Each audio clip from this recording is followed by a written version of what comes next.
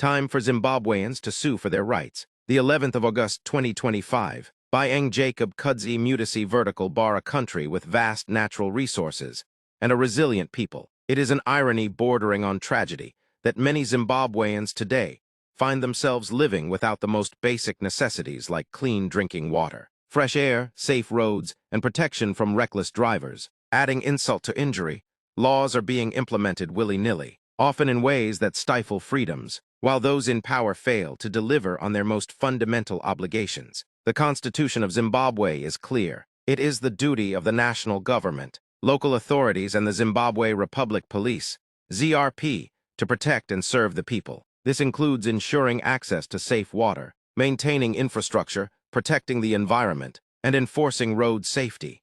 Yet the reality on the ground tells a different story, one of neglect, broken promises, and selective law enforcement. Across the country, taps run dry, forcing families to rely on unsafe water sources. Burst sewage pipes in urban centers leave residents exposed to disease. The air in industrial zones and crowded cities is choked with fumes from aging vehicles and unregulated factories. Roads, both urban and rural, are riddled with potholes large enough to damage vehicles and cause accidents. Drivers who speed, overload vehicles, or drive unroadworthy cars seem to operate with impunity, while honest citizens are harassed at roadblocks for minor infractions. What Zimbabweans often forget is that the Constitution gives them the right to demand these services and to take legal action when they are not provided. Section 77 guarantees the right to safe, clean, and potable water.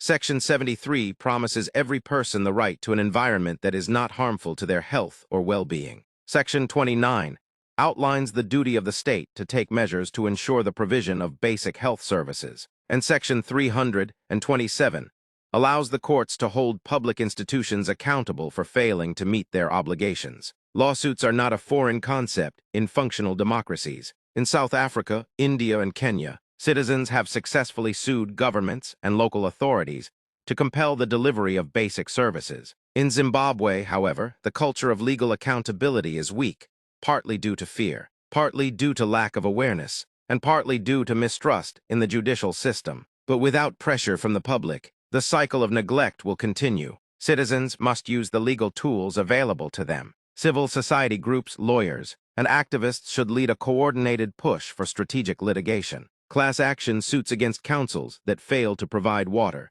petitions against the ZRP for failing to enforce traffic laws fairly, and environmental lawsuits against polluters should become part of the national conversation. When leaders know they can be dragged to court, sued, and embarrassed publicly, they are more likely to act.